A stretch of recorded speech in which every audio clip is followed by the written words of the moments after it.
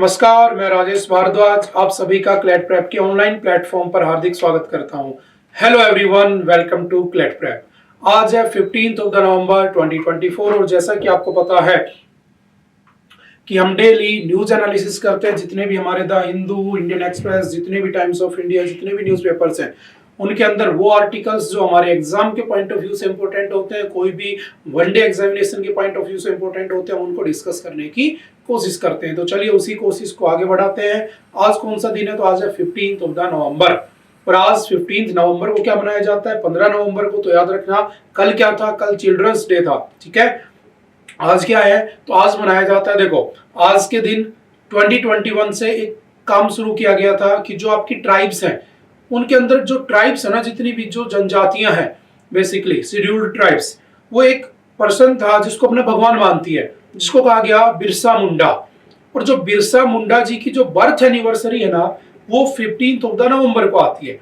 तो 15 of the नवंबर को 2021 से क्या सेलिब्रेट किया जाने लगा?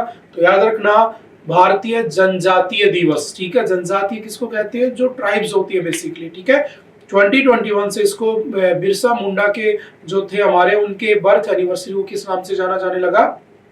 तो सिंपल याद रखना, भारतीय जनजातीय दिवस। और क्या है आज? तो आज है गुरु पूर्णिमा। और गुरु पूर्णिमा क्या है? तो जो आपका सिखिज्म है, जो सिख रिलीजन है, बेसिकली सिख, बुद्ध, जैन सब हिंदू धर्म से निकले, तो इनको हम हिंदू ही काउंट कर लेते हैं।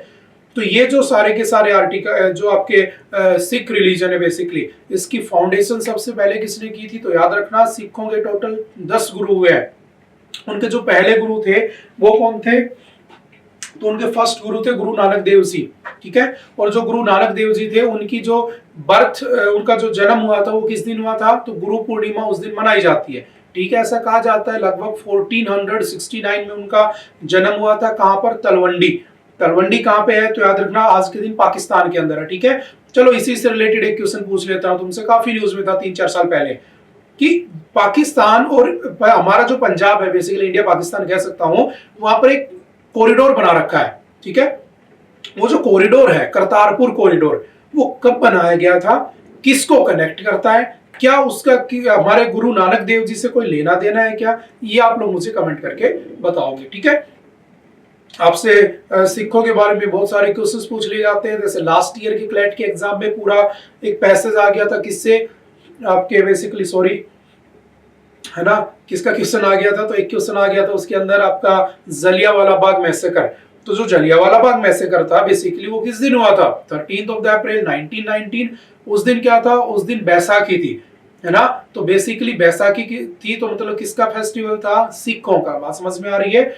और उस दिन क्या हुआ था? तो आज से करीब कह सकता हूं कि लगभग 1699 में ना, 1699 में जो आपके गुरु गोविंद सिंह जी थे, जो लास्ट क्या थे?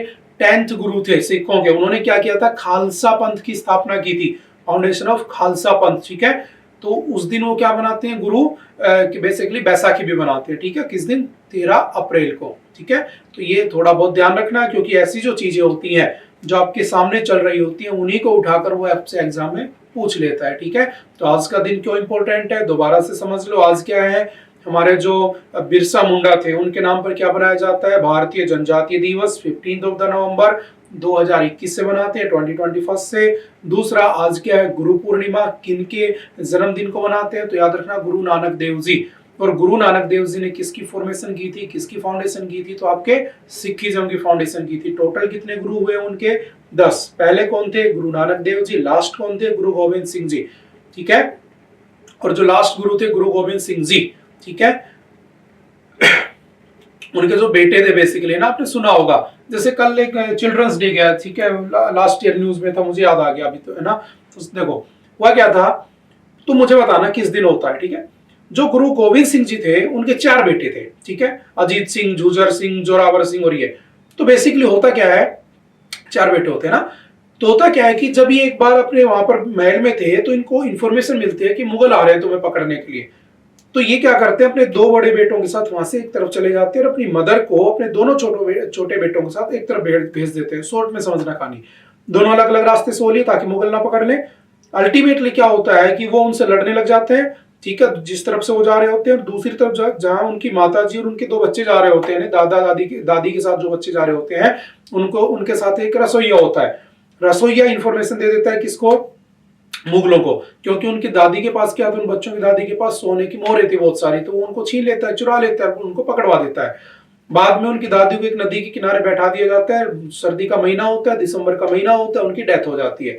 उनके जो चारों बेटे थे उनको पकड़ लिया जाता है, पकड़कर उनको क्या कर लिया जाता है, बाद में उनको चार दीवारी के अंदर चिनवा दिया जाता है, जिसको हम चार साहिबजादे के नाम से भी जानते हैं। एक मूवी भी बनी हुई है पंजाबी में, ठीक है, बहुत सारी मूवीज है। तो आप मुझे बस ये बताना, एक होता है बाल दिवस, है ना, चिल्ड्रंस डे जो कल गया था, एक होता है वीर बाल दिवस, ठीक है, कौन सा? वीर बाल दिवस। ये लास्ट ईयर अनाउंस हुआ था कि हम सेलिब्रेट करेंगे, तो इस बार वीर बाल दिवस किस दिन मनाया जाएगा, उनकी याद में, किनकी याद में? चार साहिबजादों की याद में। उनके नाम भी बताना अगर आप लोगों को याद हो तो, ठीक है, समझ में आ गई बात। अब बढ़ते हैं न्यूज की तरफ। पहली न्यूज हमारी, पहला आर्टिकल कौन सा, देखो, आफ्स्पा री इम्पोज्ड इन 6। देखो बेसिकली हुआ क्या कि जो आफ्स्पा है ना, armed forces special protection act, basically introduce कब हुआ था समझना। आफ्स्पा को इंट्रोड्यूस किया गया था क्विट इंडिया मूवमेंट के दौरान। क्विट इंडिया मूवमेंट कब हुआ था तो आप सभी को पता होना चाहिए। क्विट इंडिया मूवमेंट कब स्टार्ट हुआ था? 1942 में। बिल्कुल ध्यान से समझते हुए चलना क्या क्या उसमें हुआ है आज तक, ठीक है। क्विट इंडिया मूवमेंट की कब स्टार्ट होता है? 1942। करते कौन है? महात्मा गांधी जी, ठीक है, महात्मा गांधी जी इसको स्टार्ट करते हैं। कौन सा नारा दिया जाता है? डू और डाई का नारा दिया जाता है, यानी कि करो या मरो। एक बार में समझ लेना, पूरा आफ्स्पा इसमें क्लियर हो जाएगा, ठीक है। क्या हुआ फिर? डू और डाई। पहला गांधी जी का कैसा मूवमेंट था? तो वॉयलेंस वाला मूवमेंट था, ठीक है। सारी की सारी ब्रिटिश आर्मी कहां पर गई हुई थी? तो वर्ल्ड वॉर में थी। वो हमसे किसकी डिमांड कर रहे थे? आर्मी की। हम उनसे कॉन्स्टिट्यूशन मांग रहे थे, इसलिए पहले अगस्त प्रपोजल आया था 1940 में, है ना, याद है ना सारी बातें। फिर कैबिनेट क्रिप्स मिशन आया 1942, उसको गांधी जी ने कह दिया ट्रेन विदाउट इंजन, उसको गांधी जी ने कह दिया ये पोस्ट डेटेड चेक, और गांधी जी ने एक मूवमेंट स्टार्ट किया जिसको कहा गया क्विट इंडिया मूवमेंट, अंग्रेजों भारत छोड़ो, है ना, भारत छोड़ो आंदोलन। अब जब ये स्टार्ट हुआ तो एक नारा दिया गया डू और डाई। तो उस समय अंग्रेजों को लगा, समझना इसकी इंपॉर्टेंस इसमें क्यों है ये, है ना, उस समय अंग्रेजों को लगा कि एकदम से दंगों को रोकने के लिए, एकदम से उसको कंट्रोल करने के लिए क्या होना चाहिए? स्पेशल एक्ट होना चाहिए जिसमें सारी की सारी पावर किसके पास हो? आर्मी के पास हो। तो यहां पर भी अगर मैं बात करूं ना कि मणिपुर के अंदर री इम्पोज किया गया, तो इसका मतलब ये नहीं है कि वहां पर हमेशा आफ्स्पा चले। आफ्स्पा का मतलब है कि वहां पर दंगे फसाद हो रहे हैं। यहाँ पे रीजन क्या है? तो देखो यहाँ पे रीजन है कुकी और मेथी वाला, वो ट्राइब्स आपस में लड़ रही है। तो अगर आप वहां पर आफ्स्पा इंप्लीमेंट कर दोगे तो एकदम से सारा कंट्रोल आर्मी के पास आ जाएगा, और आर्मी वहां पर क्या करेगी? रूल करेगी एक तरीके से। सर्च वारंट, किसी को सर्च कर सकती है विदाउट वारंट, किसी को भी मार सकती है विदाउट वारंट, किसी को भी जेल में डाल सकती है विदाउट वारंट, कुछ भी कर सकती है, बस दंगे कंट्रोल करने हैं। तो AFSPA is not a basically कोई सॉल्यूशन नहीं है। आफ्स्पा एक तरीका है वहां पर चल रहे डिस्प्यूट को, वहां पर चल रहे दंगों को रोकने का। जब वो कंट्रोल में आ जाएगा, देन जो लीडर्स हैं जो आपस में लड़ रहे थे, वो आपस में बैठकर ये डिसाइड करेंगे कि भाई हमें क्या करना है, ताकि उस स्टेट में, उस जगह पर, उस एरिया में जो डिस्टर्ब एरिया है ना, जहां पर डिस्टर्बेंस हो रही थी, वहां पर पीस मेंटेन की जा सके। तो उस समय भी अंग्रेजों ने एकदम से किसको इंट्रोड्यूस कर दिया? आफ्स्पा। और आफ्स्पा को इंट्रोड्यूस करके क्या कहा गया कि आर्मी को पूरी रूल दे दिए गए, पूरी पावर दे दी गई, ताकि लोगों को कंट्रोल किया जा सके, क्योंकि दंगे हो रहे थे, डू और डाई किनारे लग रहे थे, करो या मरो किनारे लग रहे थे। मैं भी गांधी, बच्चा बच्चा कहने लग गया था मैं भी गांधी, मुझे भी जेल में डाल दो, मुझे भी जेल में डाल दो। आर्मी तो है ही नहीं, थोड़ी बहुत आर्मी है, बेसिकली डाल नहीं सकते। तो अंग्रेजों ने दुखी होकर हमें प्रॉमिस कर दिया कि वी विल फ्री यू। कब तक फ्री कर देंगे? तो India will be given freedom till 1950। हमें 1950 तक के फ्रीडम का वादा दे दिया गया, आगे चल के हम आजाद हो गए। धीरे धीरे शांति से बातें चलती रही, चलती रही, चलती रही। 1958 जैसे आया तो आसाम के अंदर जो नागा लोग हैं, है ना, उन लोगों ने डिमांड करना शुरू कर दिया। आपने देखा होगा बहुत सारे कंट्रीज की डिमांड हुई थी। आपको बस इतना पता होगा कि पाकिस्तान मांगा गया ना, पंजाब, अफगानिस्तान, कश्मीरिस्तान रहने की जगह वो सब चौधरी रहमत अली खान ने मांग लिया। ऐसा नहीं था। बंगाल वालों ने बंगलास्तान मांगा, ठीक है। आसाम के अंदर एक ट्राइब रहती है जिसका नाम है बोडो, उन्होंने बोडोलैंड मांग लिया, ठीक है। अभी कुछ दिन पहले तुमने देखा होगा, मैंने पढ़ाया भी था लास्ट टाइम जब द हिंदू में आया था, कि जो ट्राइब्स वहां पे कू की, उन्होंने एक और देश की डिमांड कर दी कि हमें तीसरा ही देश चाहिए, वो सारे क्रिश्चियन रिलीजन के लोग हैं। तो बेसिकली यहां पर भी यही हो रहा है। तो इनको कंट्रोल करने के लिए क्या आया, तो इनको कंट्रोल करने के लिए बेसिकली आफ्सपा लाना पड़ा। और आफ्सपा पहले था, इसको री इम्पोज किया गया, ध्यान रखना, बात समझ में आ रही है ना। तो उस समय भी 1958 में आसाम के अंदर जब ये दंगे फसाद हो रहे थे, तब हमारी जो पार्लियामेंट थी, पार्लियामेंट ने एक बिल पास किया जिसका नाम क्या रखा गया, armed forces Assam and Manipur special powers act 1958। ये ओरिजिनली आसाम और मणिपुर के लिए आया था, इतना ध्यान रखना। फिर इसको आगे चल के इसको त्रिपुरा, मेघालय, इनके लिए एक्सटेंड कर दिया गया। जम्मू कश्मीर वाला जो आपका आफ्सपा है वो अलग से 1990 में पास हुआ था, ध्यान रखना। तो ये वाला जो आफ्सपा है वो किस किस में है, तो आसाम में है, नागालैंड में है, मणिपुर में है, अरुणाचल प्रदेश में, ध्यान रखना। जम्मू कश्मीर वाला जो है वो बाय द एक्ट ऑफ 1990 उसको अलग से पास किया गया था, जो वहां पे इंप्लीमेंट है आज भी। तो आज के दिन इनमें क्या लगा हुआ है, आफ्सपा। ठीक है, देखो त्रिपुरा में था लेकिन 2015 में हटा दिया गया था, रिवोक कर दिया गया। ठीक है, मेघालय में था लेकिन मेघालय में उसको 2018 में लगभग 26-27 साल बाद हटा दिया गया। तो एग्जाम के पॉइंट ऑफ व्यू से 2, 4, 5, 6 सारे नाम याद रखना। क्या आफ्सपा है, आप समझ चुके होंगे। पूरी पावर किसके पास चली जाती है, आर्मी के पास। लाने का रीजन क्या था, क्योंकि अंग्रेजों को हमें कंट्रोल करना था। अंग्रेजों ने हमें कंट्रोल किया जैसे तैसे करके, 1947 में हमने उनको कंट्रोल कर दिया, आजाद हो गए। और अल्टीमेटली जब भारत में दंगे होने लगे आसाम और मणिपुर में, तो हमने इसको 1958 में दोबारा से एक एक्ट बनाकर पास कर दिया। ये जस्ट एक ऑर्डिनेंस था इस टाइम पर। ऑर्डिनेंस समझते हो ना, वो एक बिल की तरह ही काम करता है, एक्ट की तरह ही काम करता है ना। आर्टिकल 123 प्रेसिडेंट का, 213 गवर्नर का, आपको पढ़ाई हुई चीजें सारी समझ गए। अब डिस्टर्ब एरिया क्या होता है, वो एरिया जो वहां का गवर्नर, या फिर अगर मैं स्टेट की बात करूं तो स्टेट के अंदर वहां का डिस्ट्रिक्ट कलेक्टर या मजिस्ट्रेट, अगर उसको कह दे कि यहाँ पर दंगे फसाद हो रहे हैं और पुलिस वालों के बस की बात नहीं है, लॉ एंड ऑर्डर की धज्जियां उड़ाई जा रही हैं, तो उस केस में क्या किया जा सकता है, यहाँ पर आफ्सपा लगाया जा सकता है। बस इसके नुकसान ये ध्यान रखना कि इसमें सारी पावर आर्मी के पास चली जाती है।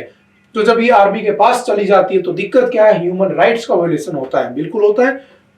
किसी के घर में घुसकर सर्च वारंट के बिना घुस जाना, उसको अरेस्ट कर लेना, उसको गोली मार देना, क्योंकि गोलियों का हिसाब नहीं देना होता है। तो एक तरफ देश की सुरक्षा को देखते हुए ये बहुत अच्छी चीज है कि हमें आतंकवादियों को पकड़ना है, तो हम घर में घुसे, हमने पूछा कि बताओ यहाँ पर कल आया था क्या ओसामा बिन लादेन, उसने कहा नहीं आया था, लेकिन तुम्हें इंफॉर्मेशन है कि रात को यहाँ रुका था, तुमने उसके घर के किसी एक आदमी को गोली मार दी एज ए आर्मी पर्सन, वो बाकी घर वाले चुपचाप इंफॉर्मेशन दे देंगे कि वो वहां गया है इस रास्ते से।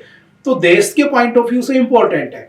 लेकिन फिर वही बात आ जाती है, वो भी तो लोग ही है जिनको आफ्सपा मिला हुआ है, तो वो इसका मिसयूज भी कर सकते हैं। लोगों का फंडामेंटल राइट छीन रहा है, आप किसी के घर में कैसे घुस सकते हो, आप किसी को कैसे मार सकते हो, ये भी बात सही है। अगर आपको लगता है कि ये जरूरी है, किसी को अरेस्ट करना है, किसी को मारना है, तो सुप्रीम कोर्ट ने काफी बार ये कहा है कि यूएपीए क्यों नहीं यूज करते तुम। अब कहोगे sir what is UAPA, unlawful activities prevention act, it was introduced in 1967। What is UAPA, उसमें अगर तुम्हें लगता है कि कोई पर्सन, पहले एक ऑर्गेनाइजेशन के लिए था, पर्सन के लिए है, अगर कोई पर्सन बेसिकली या कोई ऑर्गेनाइजेशन इलीगल एक्टिविटी कर रहा है जो देश के अगेंस्ट है, एंटी नेशनलिस्ट एक्टिविटी हो रही है एंटी नेशनल वाली, तो उसको उठाकर जेल में डाल दो। लेकिन आर्मी को पूरी पावर देना वहां पर रह रहे लोगों के फंडामेंटल राइट का वायलेशन है, वहां पर रह रहे लोगों के ह्यूमन राइट्स का वायलेशन है। और ऐसे 3-4 बार केस भी हो चुके हैं। बात समझ में आ रही है। मैंने आपको एक चीज पढ़ाई थी 2012 में, जस्टिस वर्मा कमेटी बनी थी, याद है ना, जिसने 0 एफआईआर का कॉन्सेप्ट दिया था। ठीक है, जिसने मैरिटल रेप को क्रिमिनलाइज करने की बात कही थी, लेकिन उसको एक्सेप्ट नहीं किया गया था। उसी ने एक बात कही थी कि जहां आफ्सपा लगा होगा वहां पर अगर क्राइम अगेंस्ट वुमेन होता है तो उसको आर्मी लॉज में ना देखकर उसको जनरल लॉज में देखा जाए। बिकॉज अगर आर्मी वहां पर है, सिंपल सी बात है, बहुत सारी रिपोर्ट्स आई होंगी, तभी तो वो जज है, जज ने कुछ सोचकर ही बोला होगा। ठीक है, अब अल्टीमेटली उसने कहा कि मान लो वहां पर वुमेन है, वो भी इंसान है, वो भी इंसान है, मान लो उन्होंने वुमेन्स के साथ कोई बदतमीजी की, वहां पर रेप कर दिया, तो वो महिला कहां शिकायत करेगी कि मेरे साथ किसी आर्मी के पर्सन ने रेप किया है, तो वो कहां शिकायत करेगी, वहां पर तो आफ्सपा लगा है। तो आर्मी वाले तो कभी एक्सेप्ट ही नहीं करेंगे कि हमारे लोगों ने ऐसा किया होगा, तो उसके साथ तो अन्याय हो गया ना। तो वो तुम्हारा जो नेचुरल जस्टिस है, वो जो तुम्हारा फंडामेंटल राइट है, वो जो तुम्हारा ह्यूमन राइट है, वो तो वायलेट हो गया। तो उसने ये कहा था उस जस्टिस वर्मा कमेटी में कि जहां आपस्पा लगा होगा वहां अगर किसी वुमेन के साथ रेप वगैरह जैसे इंसिडेंट होते हैं तो उसका केस जनरल लॉज में देखा जाए, ना कि आपस्पा वाले आर्मी लॉज में देखा जाए। ठीक है, हालांकि उसकी इन रिकमेंडेशंस को माना नहीं गया था, ये भी एक फैक्ट है, 0 FIR को छोड़कर, समझ गए। उसने ये भी कहा था कि जब किसी का रेप होता है तो जो रेपिस्ट होता है उसको फांसी की सजा नहीं होनी चाहिए। ये मैं समझा चुका हूं ऐसा क्यों कहा था उसने, समझ गए। तो थोड़ा सा आपस्पा याद रखना, क्यों इसका अपोज होता है, कहां पर लागू है, कब आया था, कैसे आया था, क्या डिस्टर्ब्ड एरिया होता है, और उसके साथ साथ अब दोबारा से किसमें उसको कर दिया गया, किसमें, मणिपुर में। क्यों? क्योंकि मणिपुर में किस किस का मैटर चल रहा है, कुकी और मैती। मैं इस वीडियो के डिस्क्रिप्शन में लिंक डाल दूंगा, मणिपुर कॉन्फ्लिक्ट वाला वीडियो, तो प्लीज जिसने अभी नहीं देखा हो तो वो देख लेना, आपके ट्राइब्स और आपका पूरा मणिपुर कॉन्फ्लिक्ट वहां से क्लियर हो जाएगा। ठीक है, बात समझ में आ रही है। अब थोड़ा सा आगे बढ़ने की कोशिश करते हैं, आई थिंक आपने थोड़ा बहुत कुछ समझा होगा। देखो नवंबर 2004 में जस्टिस बीपी जीवन रेड्डी होते हैं हमारे, ठीक है, उन जस्टिस बीपी जीवन रेड्डी ने एक रिपोर्ट बनाई, ठीक है, एक कमेटी बनाई उन्होंने, बेसिकली कमीशन। उसमें उन्होंने कहा इट शुड बी रिपील्ड। उन्होंने कहा कि भाई आपस्पा हटा देना चाहिए, इसकी जगह तुम यूएपीए को लागू कर दे। क्यों हटा देना चाहिए मैंने समझा दिया, ठीक है। ह्यूमन राइट्स, और देखो अगर देश की सुरक्षा के पॉइंट ऑफ व्यू से देखोगे कि भाई मुझे देश को रक्षा करनी है, देश को बचाना है टेररिज्म से, है ना, तो अच्छा है। लेकिन मैं फिर यही कह रहा हूं, जब पावर आती है ना तो करप्शन अपने आप आ जाता है। अगर मैं पावरफुल हूं ना तो मैं करप्शन आ ही जाएगा मेरे पास, क्योंकि मुझे पता है कि इस रीजन में मेरे अलावा कोई नहीं आने वाला। तो ऐसा गलत चीज है, नहीं होना चाहिए। जस्ट इसने की जस्टिस है ना, जज ने कही है बात, मैंने नहीं कही है, ठीक है। सेकंड एआरसी, आपको पता होगा 2 बार एआरसी हुआ था, एडमिनिस्ट्रेटिव रिफॉर्म कमीशन। मैंने आपको बताया था सेकंड एआरसी के अंदर ही तो आपकी लेटरल एंट्री जो यूपीएससी में थी वो रिकमेंड की गई थी ना, जिसको अभी हटा दिया गया क्योंकि उसमें रिजर्वेशन नहीं था एससी एसटी को। ये वही एआरसी, अगर आपने याद हो तो, इस एआरसी ने भी रिकमेंड किया था कि भाई इसको रिपील कर दिया जाए, हटा दिया जाए, ठीक है। उसके बाद क्या हुआ, एक केस था पहले का, याद रखना, Naga people's movement of human rights versus union of India 1998। इसमें भी ये कहा गया था कि देखो इस केस के बाद पहले क्या था, पूरी पावर किसके पास थी, सेंटर के पास थी, ठीक है। अब कह दिया गया कि सेंटर कब जब भी इसको इंप्लीमेंट करेगा तो सेंटर किसके साथ डील करेगा, कंसल्ट करेगा, स्टेट के साथ, और इसका हर 6 महीने में क्या लेना होगा, रिव्यू लेना होगा, आप मनमर्जी नहीं कर सकते, समझ गए। इतना बस सिंपल सा ध्यान रखना। इसके कुछ सेक्शंस है, सेक्शन 3 में डिस्टर्ब्ड एरिया क्या होता है लिखा है, सेक्शन 4 में सर्च और प्रॉपर्टी सीज कर सकते हैं, ठीक है, किसी को भी प्रोसिक्यूट किया जा सकता है, सिंपल सा याद रखना, ठीक है। आई थिंक कुछ बातें समझ में आ गई होंगी, ठीक है। उसके बाद चलते हैं next. UP government rolls back decision on the keys of exam amid protest. ये चीज मैंने आपको कुछ टाइम पहले भी पढ़ाई थी, ठीक है, याद करो, लगभग ज्यादा से ज्यादा नहीं 10-15 दिन पहले की बात है, मैं पढ़ा चुका हूं। मैंने कहा था कि एक पर्सन है, देखो समझ में तुरंत आ जाएगा, मैंने कहा एक पर्सन है नंबर 1, एक पर्सन है नंबर 2, अब आपको याद आ गया होगा। ये दोनों एग्जाम देते हैं किसका, क्लैट का, ठीक है। अब ये जो बंदा है ना, ये फंडामेंटल राइट में एक्सपर्ट है, मैंने ये एग्जांपल दिया था आई थिंक, है ना। और ये जो बंदा है नंबर 2, ये एक्सपर्ट है किसमें, डीपीएसपी में, directive principle of the state police. फिर हम इसको इससे लिंक कर देंगे। अब मान लो एग्जाम हुआ, ठीक है, तो एग्जाम जब हुआ तो ये कहा गया था कि भाई एग्जाम में जो टॉपिक आएगा ना, पॉलिटी लिख दिया उन्होंने, कॉन्स्टिट्यूशन लिख दिया, ठीक है। अब एग्जाम में ये एक्सपर्ट है एफआर में, ये है एक्सपर्ट डीपीएसपी में, क्वेश्चन आ गया एफआर का, तो इस बंदे ने तो ठीक कर दिए, इस बंदे को एफआर आता ही नहीं था, इसने गलत कर दिया। लास्ट में जब रिजल्ट बना तो रिजल्ट में इन्होंने कर दिया नॉर्मलाइजेशन, ये दोनों ही बात है इसमें। अब नॉर्मलाइजेशन किस बिहाफ पर होता है किसी को नहीं पता। अब जो बंदा जिसमें एक्सपर्ट था, जो ज्यादा नंबर ला रहा था, उसके नंबर कम कर दिए, और जो नहीं कर पाए उसके नंबर बढ़ा दिए, तो अल्टीमेटली उसकी मेहनत वेस्ट चली गई, और ये निकम्मा था, पढ़ता नहीं था, इसको फालतू के नंबर मिल गए। यही तो हुआ ना। तो ये जो नॉर्मलाइजेशन का चक्कर बैठाया जाता है, कहा गया यूपी के अंदर जो अभी यूपी पीसीएस का एग्जाम हो रहा था, यूपी पीएससी का, उसमें कह दिया गया, बीच में आरओ की पोस्ट निकली हुई थी रिव्यू ऑफिसर की, तो उसमें कह दिया गया बीच के अंदर कि हम नॉर्मलाइजेशन करेंगे, और हम क्या करेंगे साथ की साथ कि जो आपका एक तो नॉर्मलाइजेशन हो गया, और दूसरा इसके अंदर क्या कहा गया था कि इसमें हाँ शिफ्ट, है ना, शिफ्ट का जिक्र था, 2 शिफ्ट में पेपर करवाएंगे। अब सोचो क्लैट का एग्जाम आपको होता है 1 दिसंबर को, है ना, 1 दिसंबर को है इस बार। ठीक है, मैंने कह दिया एक पेपर होगा 1 दिसंबर को और एक पेपर होगा 2 दिसंबर को। बताओ कौन से बच्चों को बेनिफिट होगा? 2 दिसंबर वाले बच्चों को। डेफिनेटली ये पेपर हार्ड आएगा और डेफिनेटली ये पेपर बिल्कुल इजी पेपर आएगा। बताओ कैसे कह सकता हूं मैं? ऐसे कह सकता हूं कि ये और ये दोनों पेपर एक ही पैटर्न पे सेट किए गए होंगे। मान लो इसके अंदर महात्मा गांधी का क्वेश्चन पूछ रखा है तो डेफिनेटली इसके अंदर गांधी जी का क्वेश्चन होगा, चाहे दूसरा हो। मान लो इसके अंदर तुमसे इजराइल हमास पूछ रखा है, डेफिनेटली अगले पेपर में इजराइल हमास होगा, चाहे इसमें उसने 6 डे वॉर पूछ लिया हो, चाहे उसने इसके अंदर योम किप्पुर पूछ लिया हो। समझ में आ रही है?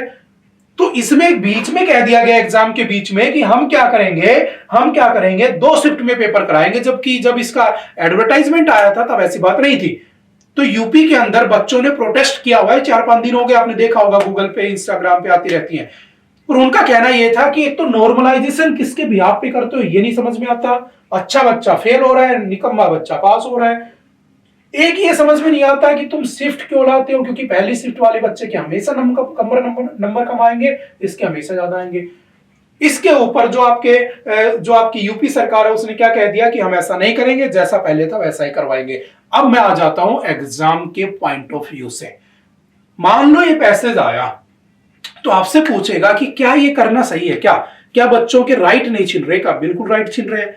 कौन सा राइट छीन रहे हैं बच्चों का? बताओ कौन सा राइट छीन रहा है उनका? तो एक राइट है जिसमें जॉब के बारे में लिखा हुआ है, कौन सा? आर्टिकल 16 क्या कहता है? Right to equality in jobs. ठीक है, सिंपल सा याद रखना। दूसरा बस एक ही याद रखना। ठीक है, समझ में आ गई बात? पूरा मैटर क्या है समझ गए? एक बार पढ़ोगे तो समझ में आ जाएगा। ठीक है, उसके बाद चलते हैं नेक्स्ट। ठीक है, इसके ऊपर पॉलिटिक्स भी हो रही है भयंकर तरीके से ना, तो वो देख लेना एक बार। DRDO announces successful trials of Pinaka rocket system. Pinaka rocket system किसने बनाई है? डीआरडीओ ने। कब बना था? 1958 में। हेडक्वार्टर कहां पे है डीआरडीओ का? तो सिंपल आपको पता है हेडक्वार्टर कहां पे है, तो आपका न्यू दिल्ली के अंदर है। चीफ कौन है आज के दिन इसका? चेयरमैन कौन है आप जानते हो। ठीक है, समीर वी कामत। ठीक है, आपसे पूछेगा डीआरडीओ क्या करता है, तो डिफेंस के सारे वेपन्स कौन बनाता है? डीआरडीओ बनाता है। इस साल के क्या क्या थे, तो प्रोजेक्ट आपने पढ़े होंगे। प्रोजेक्ट क्या था? जोरावर। प्रोजेक्ट क्या था? मैं पढ़ा चुका हूं ये चीजें। प्रोजेक्ट प्रचंड बनाया हमने। ठीक है, बहुत सारी मिसाइलें बनाई, जैसे हमने S1, S2, S3, इस बार S4 बना दी।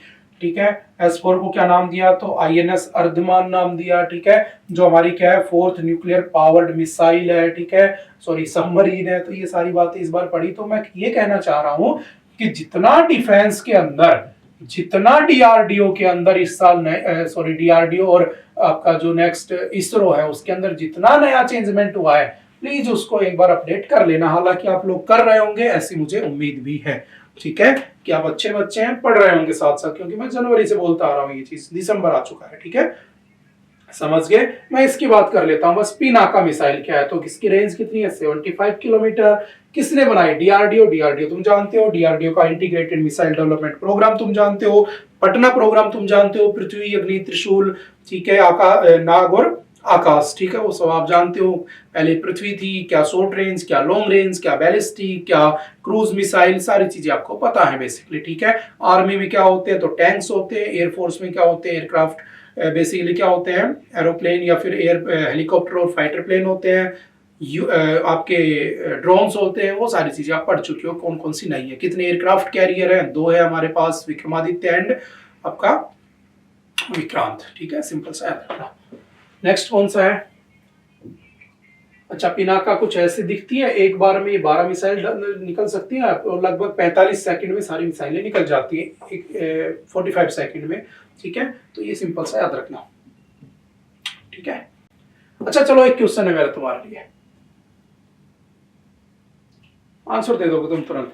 भगवान राम ने जब सीता माता से विवाह किया था, शादी की थी, तब उन्होंने भगवान शिव को एक धनुष तोड़ा था, और वो धनुष का नाम क्या था? मुझे कमेंट करके बताना। ठीक है, बहुत इजी क्वेश्चन है, जस्ट अभी बताया मैंने। उस धनुष का नाम क्या था? देखते हैं कौन बताता है, कौन रामायण पढ़ता है। Online classes for the all primary schools from the today. जो आतिशी हैं, जो आपकी दिल्ली की सीएम हैं, उन्होंने एक काम अच्छा किया। अभी आते हैं ना, उन्होंने मिनिमम वेज 18,000 रुपए फिक्स कर दिया। ये भी याद रखना, दिल्ली पहला स्टेट बना, ठीक है। इन्होंने क्या किया, इन्होंने कहा कि भाई जितने भी प्राइमरी स्कूल है ना, उन सबके बच्चों की क्लास ऑनलाइन होगी। अब वो स्कूल में नहीं आएंगे। क्यों नहीं आएंगे स्कूल में, बताओ? क्योंकि वहां पर पॉल्यूशन हो रखा है। और ये न्यूज कम से कम 10 बार तो मैं ही पढ़ा चुका हूं खुद इंडिविजुअल तुम्हें, पॉल्यूशन के बारे में, स्टबल बर्निंग, वहां पर पार्टिकुलेट मैटर जो चल रहा है उसके चक्कर में। तो कह दिया गया पॉल्यूशन, पता है ना, एयर पॉल्यूशन कंट्रोल एक्ट कब आया था? 1981। कई बार बताया जा चुका है। एयर पॉल्यूशन, अगर मैं इंडेक्स की बात करूं तो दुनिया के टॉप 11 में टॉप 10 भारत के हैं। मोस्ट पॉल्यूटेड कैपिटल दिल्ली है, दुनिया भर की सबसे प्रदूषित पॉल्यूटेड सिटी कैपिटल आती है, ठीक है। तो इन सब को देखते हुए कह दिया कि जो बच्चे हैं वो ऑनलाइन घर पर पढ़ेंगे, प्राइमरी स्कूल वाले, खत्म। लेकिन मुझे क्या पता होना चाहिए एजुकेशन कहां लिखी है। मैंने कई बार पढ़ा है, तो मैं जस्ट एक बार क्विक रिवीजन करा देता हूं, है ना। और याद रखना, जितना बार बार चीजों को रिपीट करते हो उतना चीजें याद भी होती हैं। तो कोशिश किया करो, क्योंकि यही चीजें तो घूम फिर के आती हैं। FR DPSP, FR DPSP, FR DPSP, अगर मजबूत हो गए तो तुम उधर दिखोगे, ठीक है। और पढ़ लोगे अच्छे से। तो सुना है आई जो आपका एनएलयू है वो गोवा भी ऐड हो चुका है। तो तुम में से बहुत सारे बच्चे गोवा जाने के वैसे प्लान में रहते हो, तो अगर ढंग से पढ़ लोगे तो हो सकता है अगले साल गोवा भी पहुंच जाओ, ठीक है। फाउंडेशन वाले जो बच्चे हैं। आर्टिकल 45, ठीक है, एजुकेशन के बारे में लिखा है 0 to 6, पहले 0 to 14 था, फिर 86 कॉन्स्टिट्यूशनल अमेंडमेंट से उसको चेंज करके कहां डाल दिया, 21K में तुम्हारा फंडामेंटल राइट बना दिया, ठीक है। अब गोवा को ज्यादा ध्यान में नहीं रखना, ठीक है। 46, जो इकोनॉमिकली बैकवर्ड बच्चे होते हैं, SC/ST के बच्चे होते हैं, उनको फाइनेंशियल एड मिलेगी, ठीक है। EWS ये सब मिलेगा, ठीक है, 46 में लिखा हुआ है। 28, आपको पता ही है कि कोई भी normal educational institute religious education नहीं दे सकता। 29, माइनॉरिटी। 30, मदरसा, कितनी बार पढ़ा है, 30, 350 का ये mother tongue eight primary stage. जो आपकी प्राइमरी स्टेज होगी उसमें आपको क्या सिखाई जाएगी? मदर टंग सिखाई जाएगी, ठीक है। 351, आर्टिकल 351 में क्या है? तो प्रमोशन ऑफ हिंदी, हिंदी का प्रमोशन किया जाएगा। 352 में क्या था? नेशनल इमरजेंसी थी, ठीक है ना, वो अलग मैटर है। 239 में लिखा है एजुकेशन इन द यूटीज में कैसे दी जाएगी। एंड आर्टिकल 51 में क्या लिखा है? में last fundamental duty, 11th fundamental duty हमने ऐड की थी कब? 86 कॉन्स्टिट्यूशनल अमेंडमेंट 2002 से, जिसमें पेरेंट्स की ड्यूटी थी बच्चों को स्कूल तक ले जाओ। लेकिन अब आतिशी कह रही है स्कूल तक मत लाओ, क्योंकि पोल्यूशन इतना हो गया है कि बच्चा फेफड़े खराब कर लेगा। इसको घर पे पढ़ाओ। और घर पे कैसे पढ़ाओ? जूम पे पढ़ाओ, जैसे तुम पढ़ते हो, समझ गए? सिंपल सा याद रखना। उसके बाद चलते हैं नेक्स्ट। लेवरेज सिमिलरिटी कॉम्प्लीमेंट्रिटी इन नाइजीरिया। देखो, मोदी जी पहली बार अपने टेन्योर के अंदर नाइजीरिया घूमने गए। नाइजीरिया आपने देखा होगा, Nigeria is the South Africa या African continent's most populous country, यानी सबसे ज्यादा पॉपुलेशन वाली कंट्री कौन सी है अफ्रीकन कॉन्टिनेंट की? नाइजीरिया, ठीक है। कौन गए? मोदी जी गए। तो मैंने हमेशा कहा जहां जहां मोदी जी पीछे पीछे रहा करो, उस देश की कैपिटल, उस देश की करेंसी पूछ लेता है। तो अभी भी टाइम है, गूगल पे डालना visit important visits by the PM Modi, ऐसा कुछ लिखोगे तो एक लिस्ट आ जाएगी, उसके अंदर सबको लिख लेना जल्दी से, करेंसी, कैपिटल जो भी है, ठीक है, काम आती है चीजें। तो देखो मोदी जी कहाँ गए? आज और कल, मतलब कल और परसों 16 और 17 को जाएंगे, ठीक है, अभी कहीं नहीं है। पहली विजिट है उनकी अफ्रीका के अंदर, ठीक है। कौन सी कंट्री में? नाइजीरिया। उससे हमारे रिलेशंस क्या है उसमें, उसको किसी ऑथर ने यहाँ पे लिख दिया है और कुछ भी नहीं है। तो सिंपल याद रखना, इंडिया जो है नाइजीरिया का सेकंड लार्जेस्ट ट्रेड पार्टनर है। $7.9 बिलियन का हमारा ट्रेड होता है, ठीक है। वहां पर लगभग 150 कंपनीज भी हैं, ठीक है। वहां पर लगभग 50,000 से ज्यादा वहां पर बच्चे भी रहते हैं हमारे, वहां पर जॉब वगैरह भी करते हैं। तो बस मुझे इतना ही उम्मीद है आप लोगों से कि इसकी कैपिटल मुझे बता दीजिएगा, मुझे आती नहीं है, कमेंट करके कि इसकी कैपिटल क्या है, ठीक है। बस और कुछ नहीं। जब मोदी जी वहां पहुंचेंगे तो देखते हैं, हो सकता है मोदी जी को हाईएस्ट सिविलियन अवार्ड मिल जाए, जैसे डोमिनिका का अभी मिलने वाला है, ठीक है, जैसे उस भूटान का मिला था उनको। तो ये अगर कुछ होगा तो हम परसों पढ़ लेंगे, खत्म। देखो नेक्स्ट, माओइस्ट वायलेंस। देखो मैंने आपको बताया था कि जो माओइस्ट हैं बेसिकली कहाँ पाए जाते हैं? बंगाल प्रेसिडेंसी में, है ना। और बंगाल प्रेसिडेंसी में उस समय क्या आता था? छत्तीसगढ़, तेलंगाना, ठीक है, आपका बेसिकली उड़ीसा, आपका बेसिकली क्या कहते हैं उसको, आसाम, आधा आसाम, ठीक है, वेस्ट बंगाल, बांग्लादेश, बंगाल प्रेसिडेंसी में था। और वहां पर क्या लागू था? Permanent settlement. Permanent settlement was introduced by Lord sorry, Cornwallis, ठीक है, कब 1793 के अंदर, 22 मार्च 1793। क्या था, जमींदारी सिस्टम, सारी जमीन किसकी होगी, जमींदारों की। आगे चलकर क्या हुआ कि वो जो किसान थे वो प्रोटेस्ट करने लगे, तो सुप्रीम कोर्ट बनी हमारी 1950 में। पंडित नेहरू ने क्या किया, फर्स्ट कॉन्स्टिट्यूशनल अमेंडमेंट बना दिया और उसके अंदर शेड्यूल नंबर 9 जोड़ दिया, जिसके अंदर जमीनों के मैटर डाल दिए, जिसको black hole of Indian constitution कह दिया। ये बेचारे बेघर हो गए और इन्होंने जाकर वेस्ट बंगाल में एक गाँव है छोटा सा, क्या नाम था, नक्सलवारी, वहां के लोगों ने हथियार उठा लिए और भारत में किसका जन्म हो गया, नक्सलवादियों का। ये शॉर्ट स्टोरी मैं फुल में अच्छे से समझा चुका हूं काफी बार। अब हुआ क्या कि ये जो माओविस्ट है, इनकी एक्टिविटीज में कुछ लोग फंस गए। कौन से ट्राइब के, कोया ट्राइब के। अगेन ट्राइब न्यूज में आ गया। आज तो ट्राइबल दिवस भी है, जनजातीय दिवस भी है ना। तो मैं फिर से कह रहा हूं, हमारी प्रेसिडेंट भी कौन है, एक ट्राइबल वुमेन है, संथाल ट्राइब से है। टोटल 705 ट्राइब्स हैं। ये पूरी इंफॉर्मेशन की वीडियो मैं आपके इस लेक्चर के उसमें डिस्क्रिप्शन में डाल दूंगा, तो आप एक बार उसको पूरा मणिपुर कॉन्फ्लिक्ट के साथ पूरे ट्राइब्स को पढ़ लेना, ठीक है। एग्जाम के पॉइंट ऑफ व्यू से मोस्ट इंपोर्टेंट है, ठीक है। समझ के मैं इसको थोड़ा सा समझा देता हूँ। कोया ट्राइब्स, ठीक है, उसी का एक पार्ट है। कहाँ पाई जाती है, आंध्र प्रदेश, तेलंगाना, छत्तीसगढ़ एंड ओडिशा, ठीक है। पहले क्या करते थे, आर्मी में सोल्जर्स हुआ करते थे, राजा महाराजाओं की आर्मी में, लेकिन अब ये कुछ नहीं करते, बेचारे बेघर हो गए हैं। शिफ्टिंग कल्टीवेशन करते हैं, और शिफ्टिंग कल्टीवेशन को पोडू कहा जाता है वहां पे। शिफ्टिंग कल्टीवेशन है ना, झूम खेती जिसको कहा जाता है, ठीक है। चाइल्ड मैरिज इसमें प्रोहिबिट है। चलो चाइल्ड मैरिज आ गई है, तो मुझे एक क्वेश्चन बताना, कौन सी ऐसी ट्राइब है जिसके अंदर बहु विवाह प्रथा चलती है, यानी कि मल्टी मैरिज कर सकते हैं। यानी कि अगर जब वहां पे शादी होती है और कोई लड़की की शादी किसी परिवार में होती है, तो उस लड़की की शादी उस परिवार के सारे भाइयों से मान ली जाती है। जैसे मान लो एक परिवार में 5 भाई है और लड़की की शादी होके आती है एक भाई से, तो उस लड़की की सारे भाइयों से शादी कंसिडर कर ली जाती है। ये एक प्रैक्टिस चलती है किसी एक ट्राइब में, है ना, किसी एक ट्राइब में। ऐसे हर ट्राइब की अलग कहानी है, इसलिए तो अलग अलग ट्राइब है, लेकिन आप मुझे बताना वो कौन सी ट्राइब है, ठीक है। सिंपल सा। चलो एक क्वेश्चन और, ठीक है। तुम्हारे राजस्थान में फेमस है वो ट्राइब, कौन सी ट्राइब है। लिव इन रिलेशनशिप तो आज चला है ना, जैसे आपने पढ़ा होगा यूसीसी आ गया तो वहां पे लिव इन में रह सकते हो, लेकिन बताना होगा कौन सा ऐसा ट्राइब है जिसमें लिव इन रिलेशनशिप अलाउड है। बहुत पहले से, आजादी से पहले से चला आ रहा है। वहां पर जो लड़का लड़कियों पहले साथ रहेंगे, अगर लड़की को बच्चा हो जाता है तो उसके बाद वो उससे शादी कर लेगी, अदरवाइज वो उसको छोड़कर दूसरे के पास शादी के लिए जा सकती है। तो वो लिव इन रिलेशनशिप कौन से ट्राइब में अलाउड है, इंडिया के, क्वेश्चन मार्क। दूसरा, मल्टी मैरिज कौन से में अलाउड है, क्वेश्चन मार्क, ठीक है। देखना अगर तुम्हें मिल जाए तो।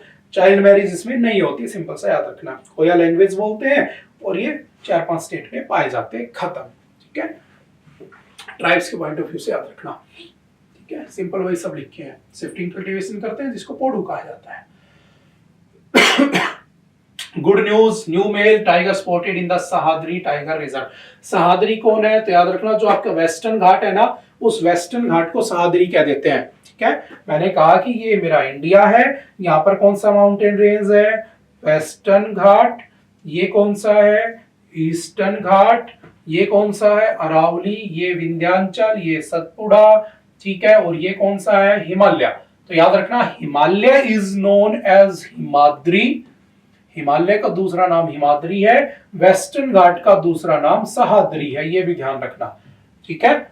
सिंपल सा, यानी कि हाईएस्ट पीक याद रखना सबकी, इसकी गुरु शिखर हो गई, इसकी आपकी माउंट एवरेस्ट हो गई, ठीक है। इसकी आपकी अन्नामुडी हो गई, ये सारे याद रखना पॉइंट, ठीक है। विंध्याचल इंडिया को नॉर्थ एंड साउथ में डिवाइड करता है, सतपुड़ा 2 इक्वल पार्ट में डिवाइड करता है, इसलिए विंध्याचल के नीचे वालों को साउथ इंडियन कह दिया जाता है, ये पॉइंट भी याद रखना, ठीक है। अब क्या हुआ, इस सहादरी के अंदर क्या मिला है, टाइगर रिजर्व में पहला मेल टाइगर मिला है काफी दिन के बाद। लास्ट 2018 में देखा गया था, वो अब दिखा है दोबारा से, तो बहुत अच्छी खबर है कि एक टाइगर और दिख गया हमें, ठीक है। तो पूछेगा, recently Sahyadri tiger reserve was seen in the news, in which state it is located, question mark. 4 option, तो कौन सा सही हो जाएगा आपका, वेस्टर्न घाट यानी महाराष्ट्र में है, ठीक है। सिंपल याद रखना, कोयना वाइल्ड लाइफ सेंचुरी और चंदोली नेशनल पार्क दोनों को मिला के बना रखा है, ठीक है। 1 लाइनर क्वेश्चन है। बाकी टाइगर रिजर्व प्रोजेक्ट टाइगर कब आया था, 1973 में। वाइल्ड लाइफ प्रोटेक्शन एक्ट कब आया था, 1972। वो सारी बातें आप बहुत बार पढ़ चुके हो। नेक्स्ट आ जाते हैं जो सादरी है, फूड प्राइसेस इन्फ्लेशन टू 6.2। इस बार फूड प्राइस कितना हो गया, 6.2, ठीक है। सिंपल याद रखना। वेजिटेबल का 42.2% हो गया, ठीक है। दो चार बातें इसमें लिखी हुई है कि इन्फ्लेशन बढ़ गया। इन्फ्लेशन डिफ्लेशन का मेंटेन करने की जिम्मेदारी किसकी है? सरकार। सरकार बजट बनाती है, आरबीआई मॉनेटरी पॉलिसी बनाता है, दोनों मिलकर, आरबीआई एंड आपका बेसिकली सरकार। कितने मेंबर होते हैं मॉनेटरी पॉलिसी में? आपको पता है टोटल 6 मेंबर होते हैं। मॉनेटरी पॉलिसी बनी कब थी? 2016 में। इसके 3 मेंबर कहां से होते हैं? सरकार की तरफ से। 3 कहां से होते हैं? तो इसके 3 मेंबर होते हैं आपके आरबीआई की तरफ से ना। और ये सब चीजें बहुत बार पढ़ाई जा चुकी हैं, ठीक है। मैं जस्ट रिवीजन कर रहा हूँ आपका, ठीक है। अब क्या हुआ, इसका एक फॉर्मूला होता है 4 + -2, यानी कि 4 + 2 6, 4 - 2 2। 2 से कम नहीं होना चाहिए, 6 से ज्यादा नहीं होना चाहिए। यहाँ तो ज्यादा हो गया तो इन्फ्लेशन कह दिया उसको, ठीक है। और कुछ भी नहीं है, समझ गए। वेजिटेबल्स का 42% चल रहा है। ओवरऑल फूड इन्फ्लेशन भारत में 10.9 है आज के दिन। एडिबल ऑयल जो है उनका 9.5 है, फ्रूट्स का 8.4 है, पल्सेस दालों का 7.4 है, मसालों का 7% है। सिंपल से याद रखना, ठीक है। बेसिक सा डाटा है और कुछ भी नहीं है। और कैलकुलेट कैसे करते हैं तो मैंने आपको बताया था, WPI CPI, ठीक है। Wholesale price index, consumer price index. इसका बेस ईयर 2011-12, इसका बेस ईयर 2012। इसमें 697 प्रोडक्ट, इसमें टोटल 200 वेटेड आइटम्स, ठीक है। सिंपल सा इनका डिफरेंस भी याद रखना, ठीक है। उसके बाद चलते हैं next. Sky is the limit for the development of the tribes. देखो ये कौन है? हमारी प्रेसिडेंट द्रौपदी मुर्मू जी, ठीक है, हेड ऑफ द नेशन, ठीक है। इन्होंने कहा कि sky is the limit for the tribal development. इन्होंने कहा कि देश का अगर डेवलपमेंट करना है तो ट्राइब्स का डेवलपमेंट करो। और क्यों कहा ऐसा? क्योंकि आज क्या है, नवंबर 15 बिरसा मुंडा जो है, भगवान बिरसा मुंडा जो कहा जाता है, उनकी बर्थ एनिवर्सरी है, ठीक है। तो दो चार बातें याद रखना इनसे रिलेटेड। ट्राइब्स की सारी इंफॉर्मेशन आपको मणिपुर कॉन्फ्लिक्ट वाले वीडियो में मिल जाएगी। इसको एक बार थोड़ा सा समझ लेते हैं। देखो, जनजातीय गौरव दिवस किस दिन मनाते हैं? नवंबर 15। कब से? 2021 से। क्या कहा जाता है उनको? भगवान बिरसा मुंडा, ठीक है। उन्होंने किसके लिए एफर्ट लगाए थे? For the cultural heritage and promotion of Indian values of velar, hospitality and national pride. देखो हुआ क्या, कब होते हैं ऐसे रिवोल्ट? देखो होता क्या है कि जो ट्राइब्स थे ना, ब्रिटिशर्स ने क्या किया, जैसे बहुत सारे लोग होंगे उस समय ट्राइब्स जो किसी जंगल को प्यार करते होंगे, जंगल में रहना पसंद है, अंग्रेजों ने वो जंगल छीनकर किसी बड़े जमींदार को दे दिया, वहां पर कुछ प्रोजेक्ट लगा रहे हैं, तो लोग नाराज हो गए तो उन्होंने रिवोल्ट कर दिया। बात समझ में आ रही है? तो यहाँ भी कुछ ऐसा हुआ और भारत में जगह जगह रिवोल्ट हुआ करती थी। तो एक रिवोल्ट कहां पर होती है बेसिकली? तो एक रिवोल्ट कहां पर होता है आपका? झारखंड के अंदर। करते कौन है? तो करने वाले कौन थे? बिरसा मुंडा। बिरसा मुंडा का जन्म कब हुआ था? 15 नवंबर 1875। कहां पर हुआ था? तो याद रखना, उलीहाटू, जो कि बंगाल प्रेसिडेंसी का पार्ट था। नाउ वो आपके खूंटी डिस्ट्रिक्ट झारखंड के अंदर पड़ता है, ठीक है। इन्होंने एक नया रिलीजन भी बनाया था जिसका नाम था बिरसाइत। और इन्होंने कहा था अपने नए धर्म में, जैसे अकबर ने एक नया रिलीजन बनाया था, याद है, दीन ए इलाही, है ना, जिसका मतलब था कि कोई भी ईश्वर एक है, और वहीं पर एक इबादत खाना बना दिया था कि सारे हिंदू मुस्लिम बैठकर पूजा करो। इन्होंने भी एक धर्म बनाया जिसका नाम रखा बिरसैत। और इन्होंने कहा कि भगवान एक है, अल्लाह एक है, ईश्वर एक है, जो भी मतलब जीसस एक है, सब कुछ एक है, हमें उसकी पूजा करनी चाहिए। इन्होंने ऐसा कहा था, ठीक है। सिंपल सा याद रखना। किस किस ने ये स्टार्ट किया था? तो मुंडा प्लस ओरोन, ये दो क्या थे? यू है ना, मुंडा और ओरोन, इन्होंने स्टार्ट किया था। कौन सा? आपका ये जो मुंडा रिवेल हुआ था उसको स्टार्ट किया था। 9 जून 1900 को इनकी डेथ हो जाती है, जब ये कस्टडी के अंदर होती है। दो चार बेसिक बातें याद रखना, ठीक है। मुंडा रेबेलियन, ठीक है। उलगुलन कहा गया इसको, नाम याद कर लेना, ठीक है। ग्रेट टुमलुट कहा गया इसको क्योंकि ये मुंडा राज बनाना चाहते थे। आपसे पूछेगा what do you mean by dikus? Dikus ये ब्रिटिशर्स को कहते थे, आउटसाइडर्स को, जो इनकी जमीन हथियाना चाहते थे, जो इनका इलाका लेना चाहते थे, उनको ये कहते थे डिकूस। जैसे हम लोकल लैंग्वेज में कह देते ना, तो उनकी लैंग्वेज में ब्रिटिशर्स को डिकूस कहा गया, आउटसाइडर्स को बेसिकली, ठीक है। छोटा नागपुर, देखो जब उनकी डेथ होगी 1900 में, तो अंग्रेजों ने एक बिल एक्ट बनाया, छोटा नागपुर टेनेसी एक्ट। और इस टेनेंसी एक्ट के अंदर 1908 में कह दिया, it prohibited transfer of tribal land to the non tribal group. जो ट्राइबल्स की जो जमीन थी वो किसको नहीं दी जाएगी? नॉन ट्राइबल्स को नहीं दी जाएगी। तो कौन सा एक्ट था? एक्ट याद रखना, क्या हुआ था, क्या नहीं हुआ था, किस दिन पैदा हुए थे, किस दिन डेथ हुई थी, कौन सा रिलीजन उन्होंने बनाया था, क्या उसको कहा जाता है, और इसको द्रौपदी मुर्मू जी ने क्यों कहा? क्योंकि वो भी क्या एक संथाल ट्राइब से बिलोंग करती हैं। दैट्स इट, ठीक है। सिंपल सा याद रखना, ठीक है। वही कहानियां जो मैंने आपको बताई। इनको धरती आबा के नाम से भी कहते हैं। अगर आपसे पूछ ले विच ऑफ द फॉलोइंग या whom of the following is known as the whom among the following is known as the धरती आबा, तो ध्यान रखना सिंपल सा कौन, बिरसा मुंडा जी, ठीक है, सिंपल सी बातें हैं। उसके बाद फिर पीएम मोदी जी ने स्टैंप लॉन्च की है जो बिरसा मुंडा जी उनकी बर्थ एनिवर्सरी को वो करती है, 150वीं बर्थ एनिवर्सरी उनकी मनाई जा रही है, तो सिंपल सा याद रखना, ठीक है। और 2021 से इसको मनाया जा रहा है और कुछ नहीं है।